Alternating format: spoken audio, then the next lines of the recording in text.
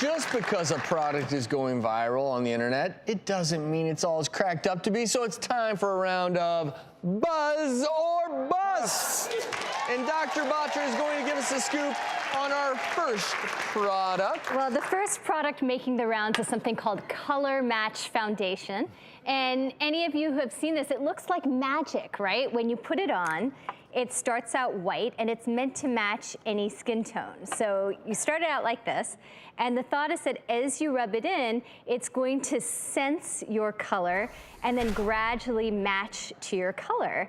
So this is really making the rounds on social media. It's going viral, and it's also kind of having a moment because there are a number of manufacturers that promise it's going to match your tone as you rub it in. It's meant to be a foundation. Correct. And so you can see as you rub it in and it starts out white, it just becomes more and more tan colored. I think this is actually kind of a genius marketing gimmick, but I am going to call it a bust. The genius of this product from a marketing perspective is it uses technology.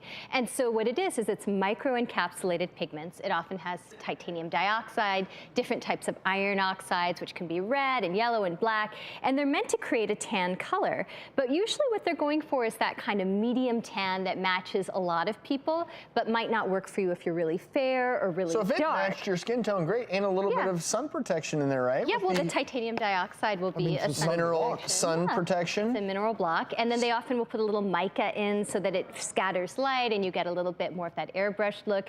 But my kind of, like, the thing that I think is so funny about this is it really only ever ends up one color. It's a tan, and what makes people feel it's matching their color is because it starts out white, and then it changes. And so as you look at it, you're like, oh my gosh, it's matching me, but it really is just changing from white to tan, and it's not really matching any one person.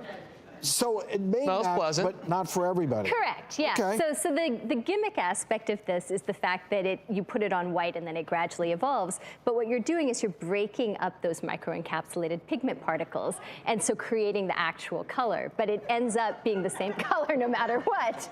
Exactly. Doesn't quite match. Doesn't quite match. Same shade, yeah. So it's a bust in that regard. Drewski. Yes, sir. What do you have, big fella? Bust or bust? What do we got? Well, could cocoa be the cure to your cough?